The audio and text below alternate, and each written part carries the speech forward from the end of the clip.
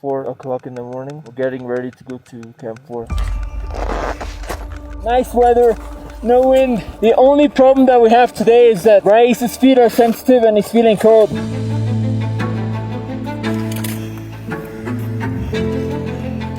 Or maybe 20-30 minutes from Camp 4. Legs feel fine, everything's fine.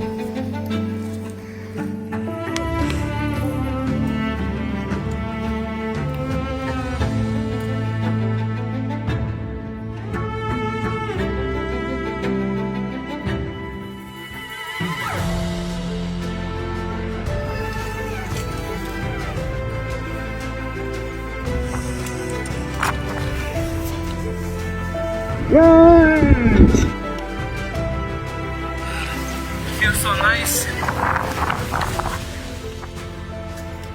This is our second time at Camp 4. Camp 3 to Camp 4 was very good. Hopefully we make it. We've been an amazing team.